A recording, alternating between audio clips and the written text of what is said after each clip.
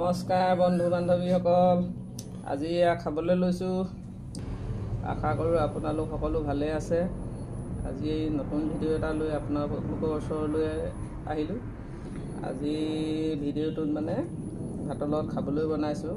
প্ৰথমতে এয়া দালি আৰু জাতিলাও,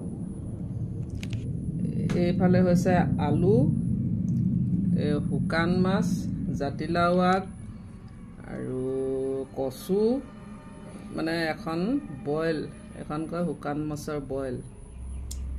আৰু এইফালে বনাইছোঁ এখন চাটনি, টেঙা চাটনি।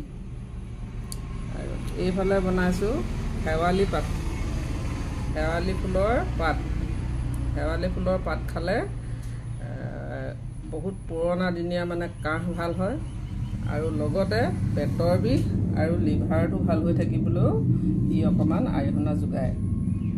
সেইকাৰণে শেৱালি ফুলৰ পাতটো খাব লাগে। আৰু শেৱালি ফুলৰ ফুলো খাওঁ, কণী চনি কিবা এনেকৈ দি পেলাই ভাজিও খাওঁ।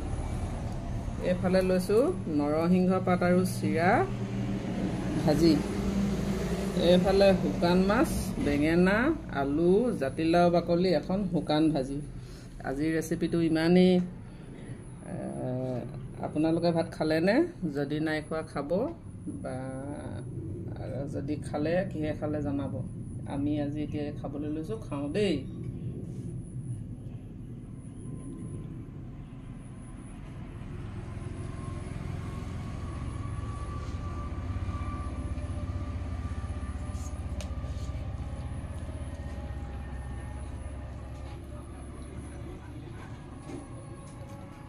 বিশেষকৈ মানে এই বস্তুটো খাব লাগে, মজা। অকণমান তিতা তিতা লাগে, কিন্তু লিভাৰৰ কাৰণে বহুত ভাল। লিভাৰটো সুৰক্ষা কৰি ৰাখে এই শেৱালি ফুলৰ পাতে।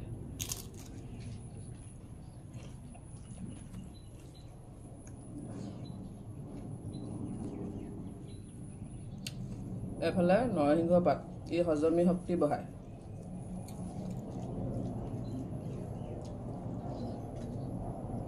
এইফালে শুকান মাছ, বেঙেনা, আলু, জাতিলাও বাকলি।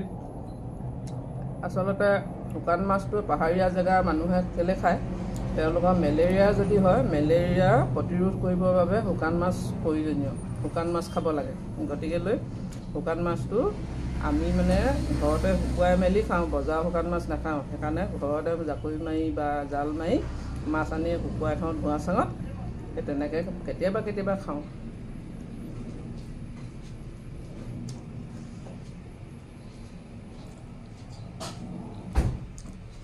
খাবলৈ কিন্তু বৰ মজা হৈছে, আপোনালোকো খাব দেই।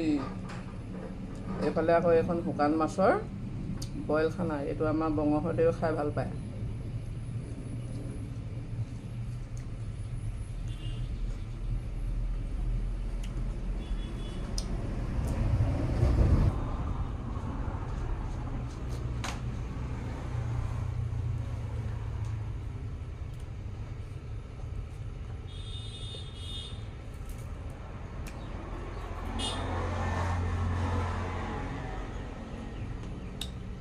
জলকীয়াটো মানুহৰ জিভাখন পাতল কৰে, লগতে তেজৰ চাৰ্কুলাৰটো বঢ়ায়।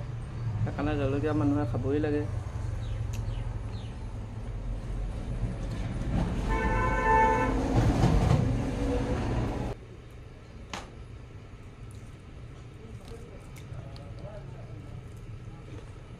আজিলৈ মই খাই থাকোঁ, কালিলৈ আকৌ নতুন এটা ভিডিঅ' লৈ আপোনালোকৰ ওচৰত আহিম। যদি ভিডিঅ'টো ভাল পায় তেতিয়াহ'লে লাইক, শ্বেয়াৰ, কমেণ্ট কৰিব। Bye bye.